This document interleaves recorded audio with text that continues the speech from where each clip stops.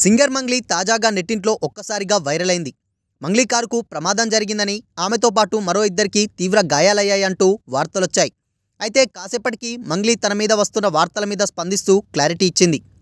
Tollywood top singer Mangli car accident గురించి సోమవారం ఉదయం నుంచి రకరకాలుగా వార్తలు వస్తున్న సంగతి తెలిసిందే.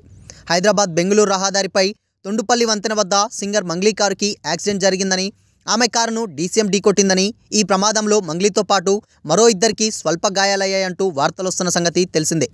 దీంతో సింగర్ మంగ్లీ ఆసుపత్రిలో ఉందని, తీవ్రంగా గాయాలయ్యాయని ఇలా రకరకాల రూమర్లు బయటకొచ్చాయి.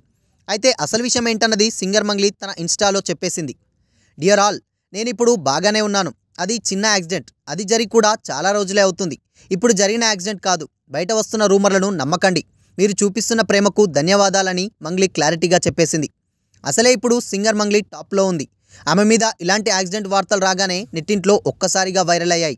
అయితే సోషల్ మీడియాలో ఎప్పుడూ యాక్టివ్గా ఉండే మంగ్లీ ఇలా తన మీద వస్తున్న రూమర్లకు వెంటనే ఫుల్ స్టాప్ పెట్టగలిగింది.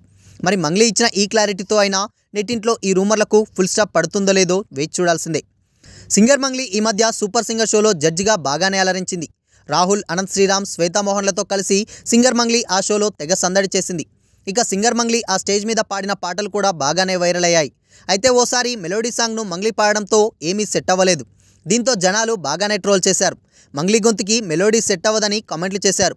రీసెంట్గా అంటే ఫ్యామిలీ స్టార్ నుంచి కళ్యాణి వచ్చా వచ్చా అనే పాటతో సింగర్ మంగ్లీ వాయిస్ మళ్ళీ ట్రెండింగ్లోకి వచ్చింది.